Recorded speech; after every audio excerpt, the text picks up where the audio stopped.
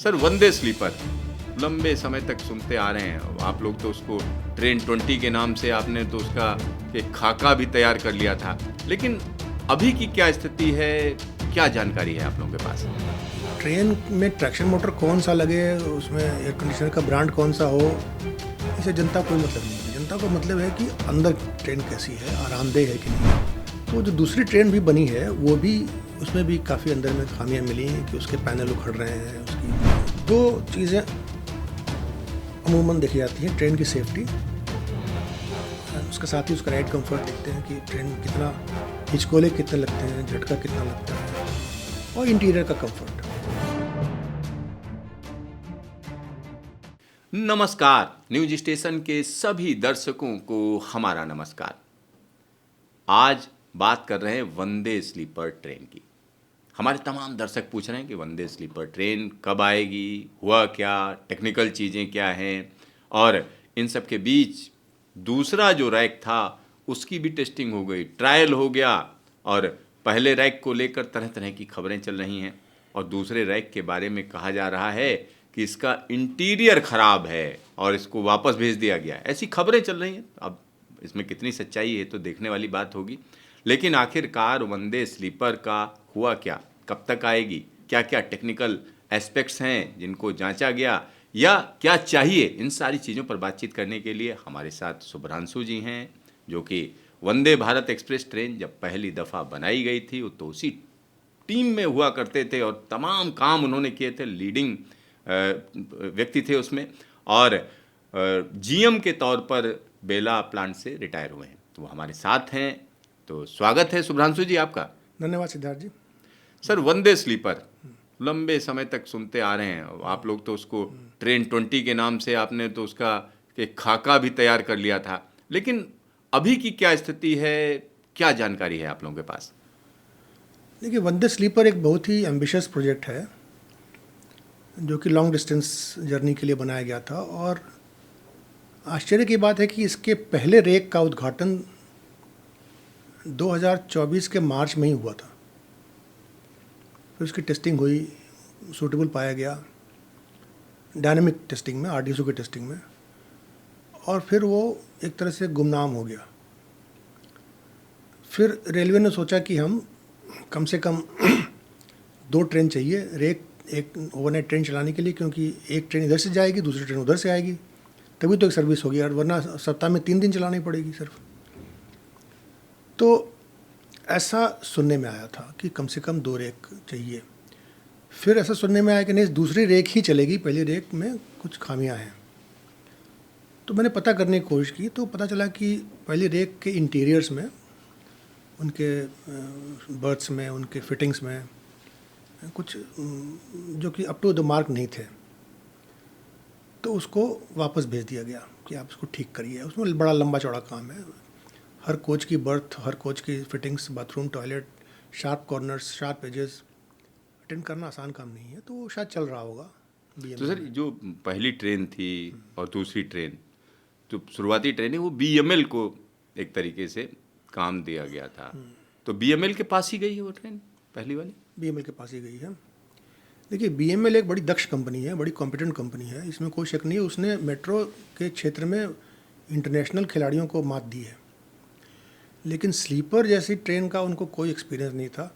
देखिए, ट्रेन में traction motor कौन सा लगे, उसमें एयर कंडीशनर का ब्रांड कौन सा हो, इसे जनता को कोई मतलब नहीं है। जनता को मतलब है कि अंदर ट्रेन कैसी है, आरामदेह है कि नहीं है, सीट अच्छी है कि नहीं है, बर्थ अच्छी है कि नहीं है, टॉयलेट बढ़िया है कि नहीं है, खाना कैसा है।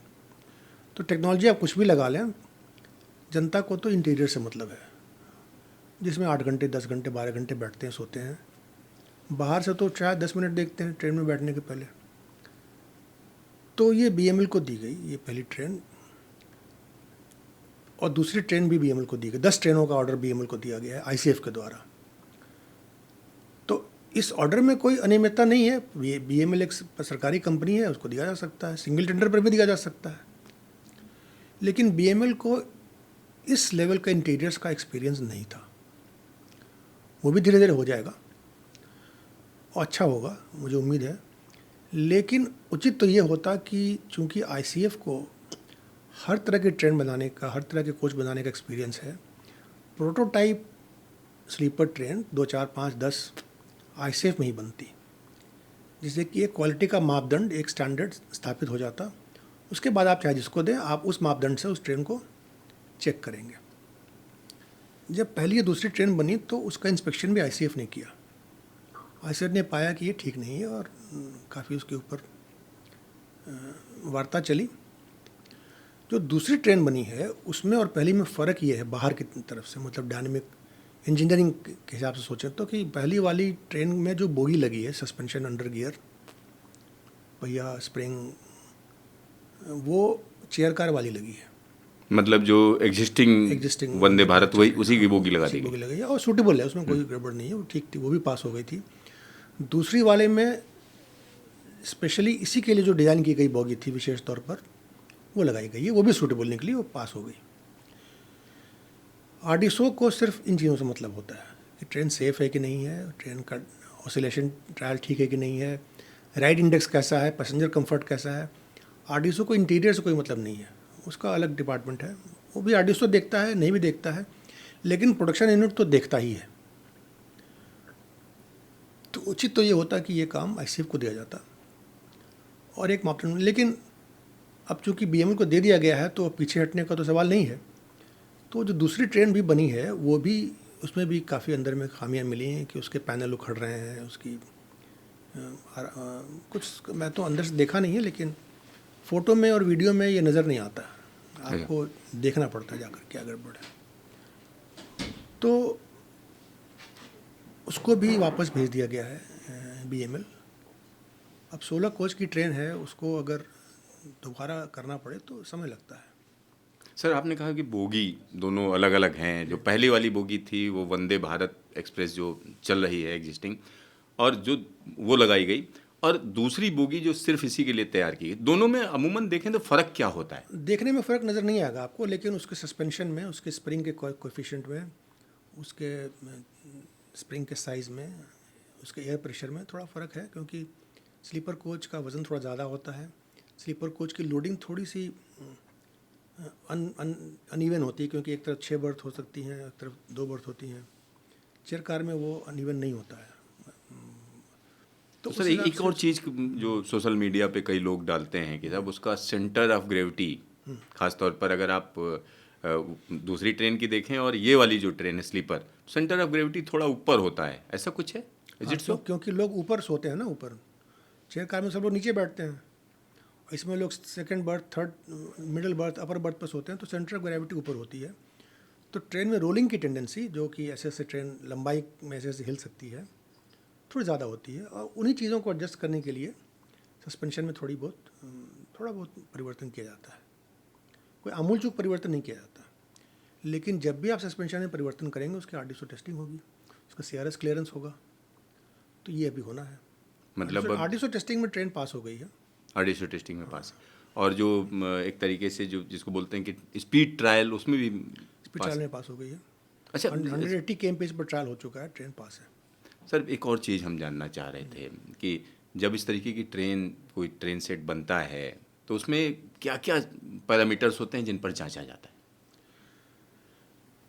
देखिए, 2 चीज़ें अमूमन देखी जाती हैं, ट्रेन की सेफ्टी, उसके साथ ही उसका राइड कंफर्ट देखते हैं कि ट्रेन में कितना हिचकोले कितने लगते हैं, झटका कितना लगता है, और इंटीरियर का कंफर्ट। तो इंटीरियर का कंफर्ट तो क्वालिटी ऑफ वर्क से आता है, और ट्रेन का राइड इंडेक्स डिज़ाइन से आता है, डायनामिक डिज़ाइन से, जो मैकेनिकल डिज़ाइन है।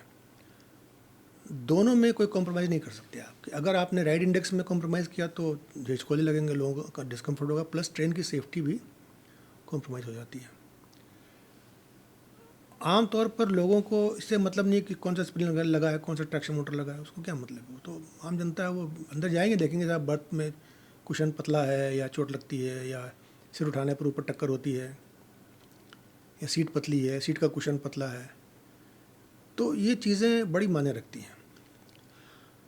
देखिए, आपने अगर कोई लंबी हवाई यात्रा की होगी या इंटरनेशनल यात्रा की होगी, 6 घंटे, 8 घंटे, 12 घंटे, मैंने भी की है, तो आपके मन में ये विचार कभी नहीं आता कि सीट ठीक नहीं है। हाँ, सीट को लेकर आप नहीं सीट रहता को है। नोटिस ही नहीं करते। हम्म। आपको भीड़ होगी, टॉयलेट गंदा होगा, जो कुछ भी हो सकता है, खाना अच्छा नहीं हो, लेकिन आप एक बार देखते नहीं कि अरे सीट में यार बैठने में दिक्कत हो रही हाँ। है। ये बहुत बड़ी बात है। सीट डिज़ाइन या birth design is rocket science. लोग कहते हैं रॉकेट साइंस क्या है? It is rocket science. Seat का फॉर्म, उसका फैब्रिक, उसका इंक्लिनेशन, उसका यील्डिंग, आपके बैठने से सीट कितनी धंसती है अंदर, पीठ में कितनी धंसती है, चौड़ाई कितनी है, लेग स्पेस कितना है, ये सब बहुत साइंटिफिकली डिज़ाइन होते हैं। उसी तरह बर्थ डिज़ाइन होती है कि आप सो रहे हैं 10 घंटे 8 घंटे के लिए, आपके कंधे में दर्द हो जाए, बहुत हार्ड है, बहुत सॉफ्ट है, पतला है, तो ये चीज़ें बड़े रिसर्च के और बहुत मार्केट फीडबैक से, मतलब पैसेंजर फीडबैक से डेवलप होती हैं। ये एक्सपीरियंस आईसीएफ के पास है, ये ज्ञान आईसीएफ के पास है, ये ज्ञान आईसीएफ के सप्लायर्स के पास भी है, उनके डिज़ाइनर्स के पास भी है। यहीं पर बीएमएल थोड़ा पीछे रह गया, बट आई एम श्योर कि बीएमएल भी धीरे धीरे इस रास्ते पर आ जाएगा और बना लेगा। बहरहाल अभी तो समस्या है। अभी समस्या है। तो सर इंटीरियर सही कर दिया, तो इंटीरियर सही करने के बाद अब तो कोई टेस्टिंग की ज़रूरत तो है नहीं? नहीं, अब टेस्टिंग की ज़रूरत नहीं है, टेस्टिंग की टेस्टिंग ज़रूरत की नहीं। ज़रूरत नहीं, अनलेस उसके वजन में कोई फ़र्क आए, तो वजन में फ़र्क आना नहीं चाहिए, थोड़ा बहुत कुछ फ़र्क नहीं आएगा। तो dynamic testing, oscillation trial, confirmatory testing, वो सब हो गया है उसका। तो मतलब अब ये 2 ट्रेनें एक तरीके से तैयार हैं, कहा जा सकता है। 2 ट्रेनें देखने में तैयार हैं, देखने में तैयार है। पैसेंजर सर्विस में लगाएंगे नहीं लगाएंगे, ये तो निर्णय करना है सरकार को, रेलवे के अधिकारियों को। देखिए, वंदे भारत को जनता ने हाथों हाथ लिया है और लोग बड़े खुश रहते हैं। अगर आपने ऐसी स्लीपर ट्रेन निकाल दी जिसमें कुछ खामियां हैं, आराम नहीं है, तो बड़ी शिकायत होगी, क्योंकि उम्मीदें तो बन चुकी हैं लोगों की। इसलिए सरकार या रेलवे थोड़ा फूंक फूंक के कदम रख रही है। अभी इसमें टाइम लगेगा।